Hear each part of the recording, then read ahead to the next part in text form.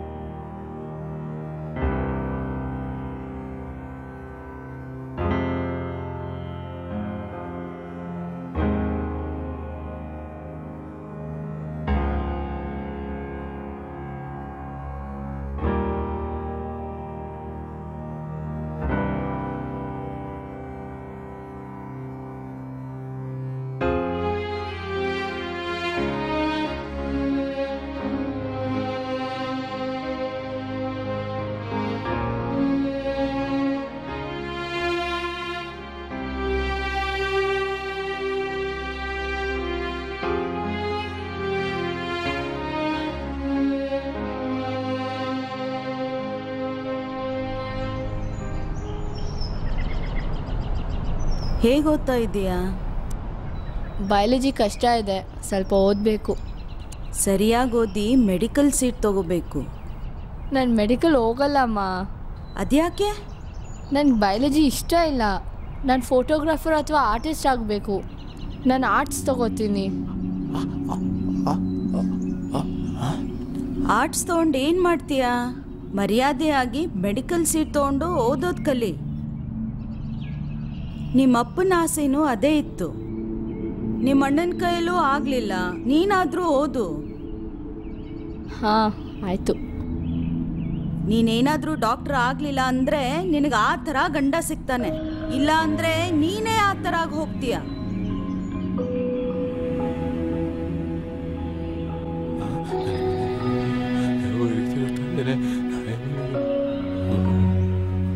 ಹೋಗ್ತೀನಿ.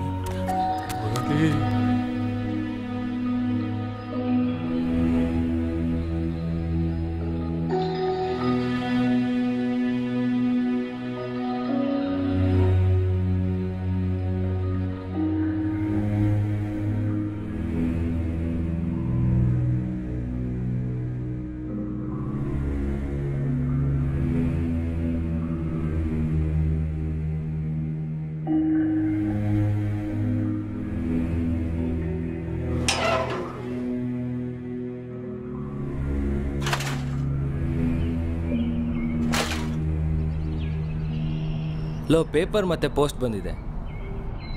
ಕುತ್ಕೊಂಡು ಏನೋ ಮಾಡ್ತಾ ಇದೆಯಾ?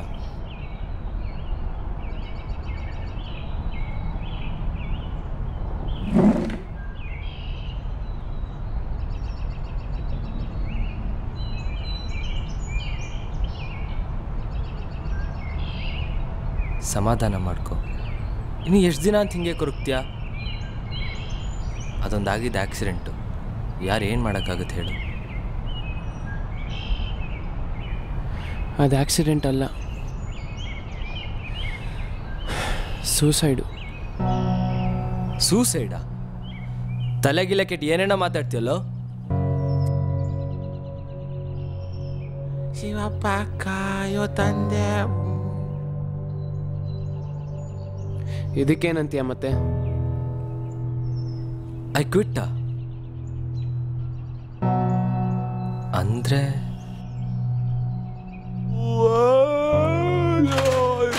ಹಿಂಗಾಗೋಕ್ಕಿಂತ ನಂತರ ಇದ್ದಿದ್ರೇನೆ ಎಷ್ಟೋ ಚೆನ್ನಾಗಿರೋದು.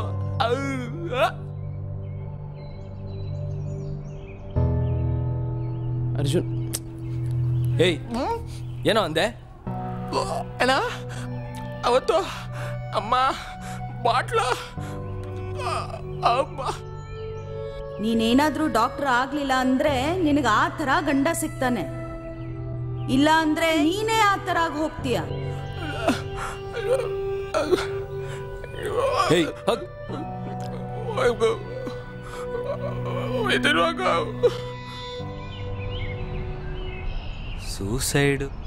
ಸೂಸೈಡ್ ಮಾಡ್ಕೊಳ್ಳೋಂಥದ್ದು ಏನೋ ಕಾರಣ ಆಯ್ತು ಅವಳಿಗೆ?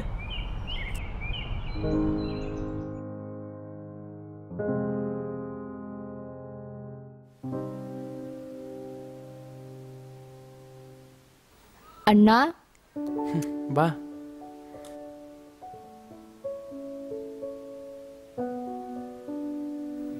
ಏನು ತಂದೆ ನನಗೆ? ಏನೂ ತರೋಕ್ಕಾಗಿಲ್ಲ, ಕೆಲಸದಲ್ಲಿ ತುಂಬ ಬ್ಯುಸಿ ಇದ್ದೆ ಅಲ್ವಾ, ಆಚೆನೇ ಹೋಗೋಕ್ಕಾಗಿಲ್ಲ. ಓ ಆಯಿತು, 1 ನಿಮಿಷ ಇರು.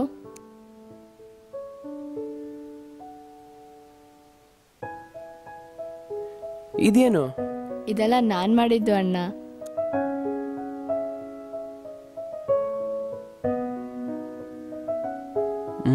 ಏನೇ ಚೆನ್ನಾಗಿ ಮಾಡಿದ್ಯಾ? Thank you thank you.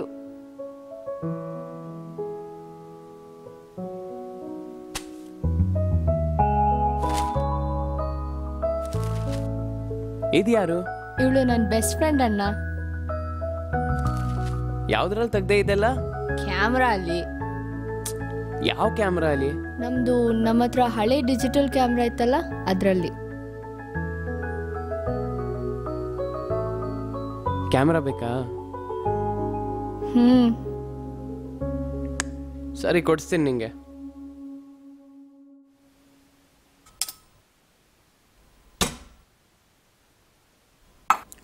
ಹೇಗಿದ್ದೀಯಾ? ತುಂಬ ಬ್ಯುಸಿ ಇದ್ದೆ ಅಮ್ಮ, ಒಂದಿನೂ ರೆಸ್ಟ್ ಇಲ್ಲ. ಈಗ ರಜಾ ಕೊಟ್ಟಿರೋದೇ ಹೆಚ್ಚು. ಸದ್ಯ ಈಗಲಾದರೂ ಬಂದ್ಯಲ್ಲ. ಕೇಳಿಸ್ಕೊ, ಈಗಲಾದರೂ ಮರ್ಯಾದೆಯಿಂದ ಡಾಕ್ಟರ್ ಆಗೋದು ಕಲಿ. ಯಾಕಮ್ಮ ಅವಳಿಗೆ ಫೋರ್ಸ್ ಮಾಡ್ತೀಯಾ? ಅವಳು ಏನು ಇಷ್ಟ ಅದಾಗಲಿ ಬಿಡು, ಸುಮ್ಮನೆ ಫೋರ್ಸ್ ಮಾಡಬೇಡ ಅವಳಿಗೆ. ಸುಮ್ಮನಿರು, ನಿನಗದೆಲ್ಲ ಗೊತ್ತಾಗಲ್ಲ. ಇವಳು ಚೆನ್ನಾಗಿ ಓದಿ ಡಾಕ್ಟರ್ ಆದ್ರೆ ಇವಳಿಗೊಂದು ಒಳ್ಳೆ ಮನೆ ನೋಡಿ ಮದುವೆ ಮಾಡ್ಬೋದು.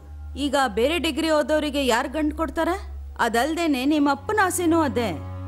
ಹಿಂಗೆ ಹೇಳಿ ನನ್ನ ಲೈಫು ಹಾಳು ಮಾಡಿಬಿಟ್ರಿ. ಎಷ್ಟು ಕಷ್ಟಪಡ್ತೀನಿ ನಿಮ್ಗೇನು ಗೊತ್ತು?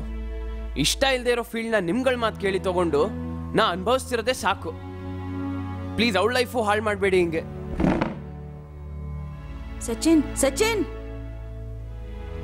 ನೀನ್ ಅವನ್ ಮಾತು ಕೇಳಕ್ ಹೋಗ್ಬೇಡ. ನಿನ್ ಪಾಡಿಗೆ ನೀನು ಮೆಡಿಕಲ್ಗೆ ಓದ್ಕೋ.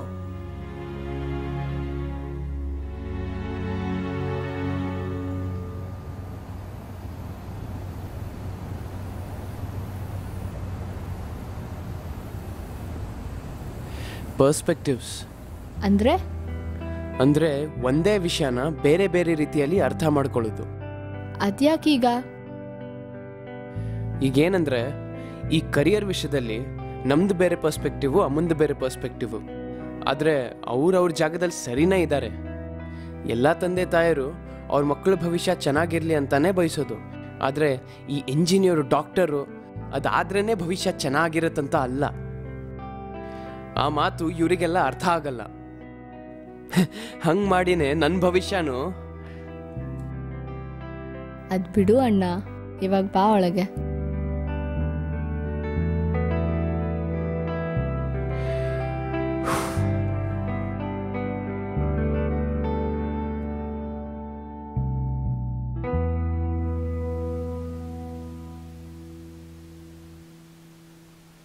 ಸುಚಿ, ಸುಚಿ, ಏನು ಮಾಡ್ತಿದ್ಯಾ? ಏನದು? ಇದು ನನ್ನ ಹೊಸ ಪೇಂಟಿಂಗ್ ಅಣ್ಣ, ಮಾಡ್ತಾ ಇದ್ದೀನಿ. ಹೌದಾ? ತೋರಿಸು ನೋಡೋಣ. ಇವಾಗ ಬೇಡ ಅಣ್ಣ, ಆಮೇಲೆ ನೋಡಿ. ಹೌದಾ? ಬಾ, ಸರಿ. ಕ್ಯಾಮ್ರಾ ಅಂಗಡಿ ಮುಚ್ಚೋಗುತ್ತೆ, ಬಾ ಜಲ್ದಿ ಹೋಗೋಣ. ಹಾಂ ಅಣ್ಣ.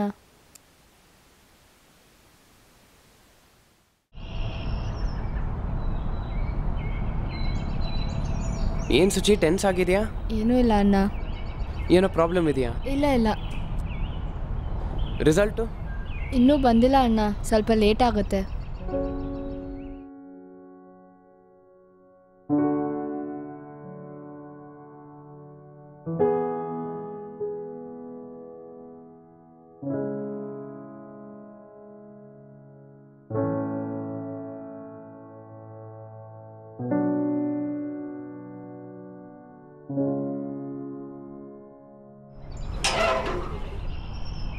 ಹಲೋ ಅಣ್ಣ, ನಾನು ಪ್ರಿಯಾ. ಹಾಂ, ಸುಚಿ ಹೇಳಿದ್ಲು ನಿನ್ನ ಬಗ್ಗೆ. ಬಾ ಕೂತ್ಕೋ. ನಾನು ನಿಮಗೇನೋ ಹೇಳಬೇಕಿತ್ತು. ಹೇಳು. ಆದರೆ ಏನಿಲ್ಲ, ಇವ್ರು ನಮ್ಮ ಫ್ರೆಂಡು, ಪರವಾಗಿಲ್ಲ. ಅವಳು ನನ್ನ ಹತ್ರ ಎಲ್ಲ ಹೇಳಿದಾಳೆ. ಮೊನ್ನೆ ದಿನ ಆಗಿದ್ದು ಆಕ್ಸಿಡೆಂಟ್ ಅಲ್ಲ, ಅದು ಸೂಸೈಡ್.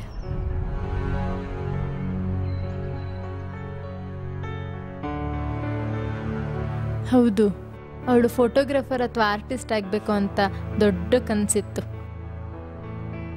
ಬಯಾಲಜಿಲಿ ಅವಳಿಗೆ ಸ್ವಲ್ಪನೂ ಇಂಟ್ರೆಸ್ಟ್ ಇರಲಿಲ್ಲ, ಮತ್ತು ಫೈನಲ್ ಎಕ್ಸಾಮಲ್ಲಿ ಫೇಲ್ ಆಗೋದ್ಲು. ಆದರೆ ಅದನ್ನು ನಿಮ್ಮ ಮನೇಲಿ ಹೇಳೋಕ್ಕೆ ಹೆದರ್ಕೋತಾ ಇದ್ಲು. ಡೈಲಿ ನಿಮ್ಮಮ್ಮ ಮೆಡಿಕಲ್ ಓದು ಅಂತ ಫೋರ್ಸ್ ಮಾಡ್ತಾಯಿದ್ರು. ಅದನ್ನು ಹೇಳಿದ್ರೆ ಅಮ್ಮಂಗೆ ಎಲ್ಲಿ ಕೋಪ ಬಂದು ಏನು ಮಾಡ್ತಾರೋ ಅಂತ ಹೇಳಿರಲಿಲ್ಲ.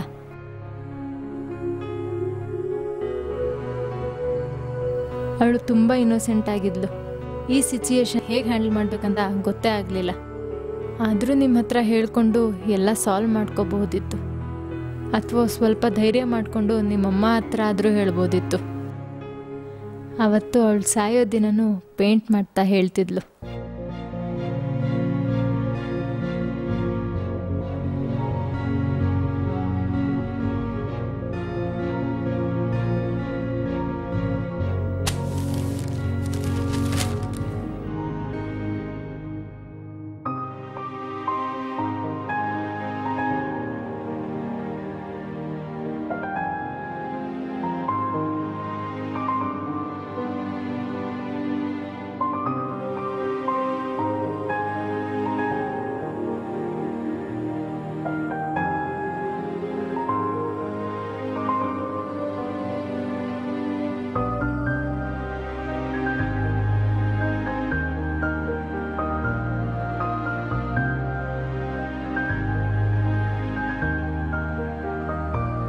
ಒಬ್ಬ ಸ್ಟೂಡೆಂಟ್ ಲೈಫಲ್ಲಿ ತುಂಬ ದೊಡ್ಡ ಡಿಸಿಷನ್ ಟೈಮ್ ಅಂದರೆ ಕರಿಯರ್ ಚೂಸ್ ಮಾಡೋದು. ಒಬ್ಬೊಬ್ಬರ ಪರ್ಸ್ಪೆಕ್ಟಿವ್ ಒಂದೊಂದು ಥರ ಇರುತ್ತೆ, ಆದರೆ ಅವ್ರು ಏನು ಸೆಲೆಕ್ಟ್ ಮಾಡ್ಕೋತಾರೋ ಅದ್ರ ಮೇಲೆ ಅವ್ರ ಲೈಫ್ ಡಿಪೆಂಡ್ ಆಗಿರುತ್ತೆ. ಅವ್ರು ಇಷ್ಟಪಟ್ಟಿದ್ದ ಕರಿಯರ್ ಚೂಸ್ ಮಾಡಿದ್ರೆ ಅವ್ರ ಲೈಫ್ ಚೆನ್ನಾಗಿರುತ್ತೆ. ಬೇರೆಯವ್ರು ಹೇಳಿದ್ನ ಸೆಲೆಕ್ಟ್ ಮಾಡಿಕೊಂಡ್ರೆ ಅವ್ರ ಲೈಫೇ ಹಾಳಾಗೋಗುತ್ತೆ. ಅವರಿದ್ದರೂ ಸತ್ತಂಗೆ ಇರ್ತಾರೆ, ಇಲ್ಲಾಂದರೆ ಅವ್ರ ಜೀವನನೇ ಮುಗಿಸ್ಕೊಂಡು ಬಿಡ್ತಾರೆ. ಇವೆರಡರಲ್ಲಿ ಯಾವ್ದು ಸೆಲೆಕ್ಟ್ ಮಾಡ್ಕೋತೀವೋ ಅದು ನಮಗೆ ಬಿಟ್ಟಿದ್ದು. It's all about choices.